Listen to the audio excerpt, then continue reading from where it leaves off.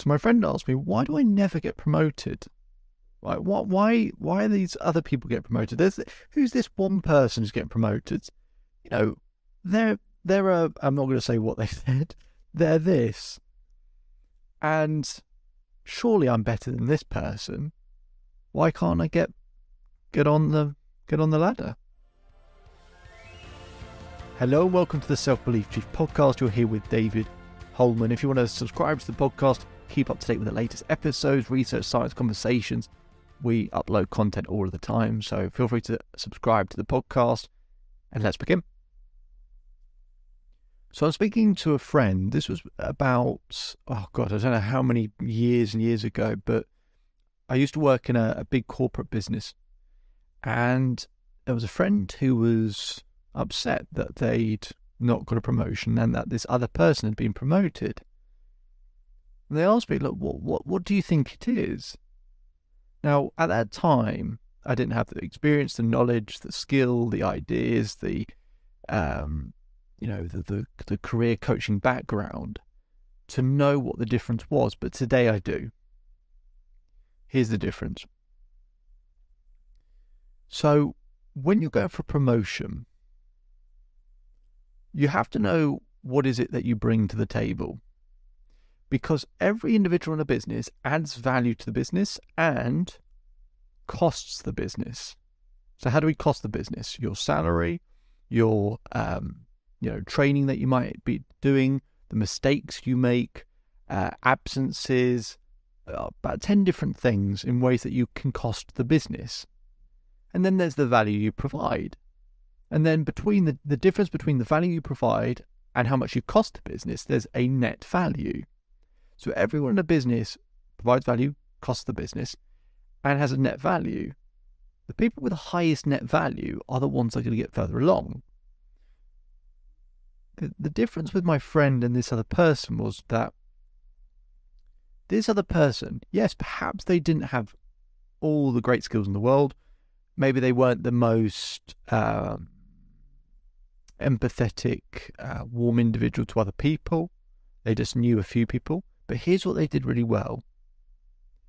So for that promotion, this individual that got promoted was undoubtedly an expert in one particular area. Not in everything else, pretty average or poor in everything else, but an expert in one particular area and had been developing that for years.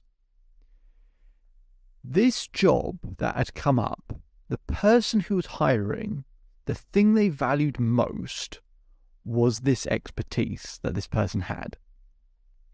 So this person would be able to go into that interview to give the hiring manager exactly what they value most and demonstrate that they can provide the highest net value, that however much it costs to pay that person or anything else, that the upside was huge.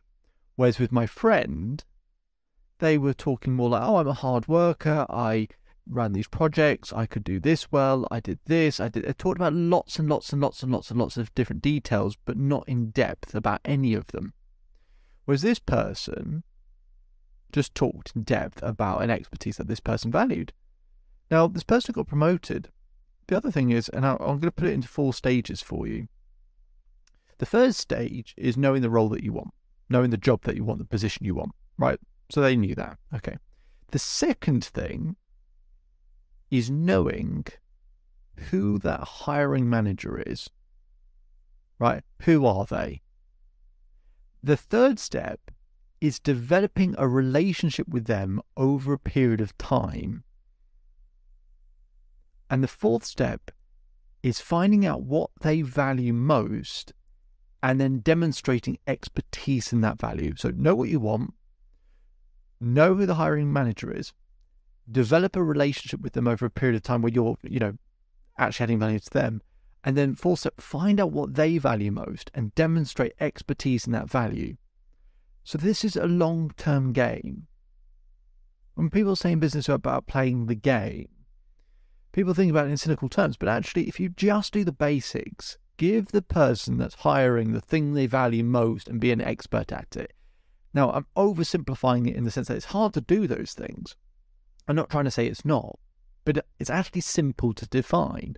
And what this individual did was they had built relationships with these sort of decision makers over a period of time, really good relationships. Didn't build relationships with everyone else, which was a bit of a shame, but with those people, found out what they valued most, became an expert in that thing, and then they are perfectly positioned, better than anyone else at their role. So now, when you've in terms of what they value most, when I work with people to help them in this area, there are about 8 different things that any business in business in any industry values most. So it doesn't matter what you do, every business values these 8 things. So I show people these 8 things, and they go and find out which one of these 8 things does that person value. And then based on that information, I can help them develop in that value, right? So some of those values, for example, are innovation, relationships, leadership, expertise, work ethic. There's about 8 different ones. And whatever that value is, I can help them develop and grow in that value so they can maximize their ability in that space, and then give that decision maker a real high level in that value. Remember, people don't appreciate what you understand. They appreciate feeling understood. My friend wanted to tell the decision makers everything they knew. Sorry, everything that she knew already or she could do. This other person gave them what they valued, so that they felt understood. Does that make sense? So hopefully you can start to get that picture together in your mind. It's right, what's the role? Who are the decision makers? Build relationships with them. Find out what they value and demonstrate expertise in that area. So maybe you have to train or develop or whatever. But those 4 stages, if you can see that, and you can imagine those 4 steps, and you can kind of feel how going through those steps would make a difference, and you like the sound of that, then by all means, on the Self-Belief Achieved website, there'll be more resources and more detail, more information on how to do that.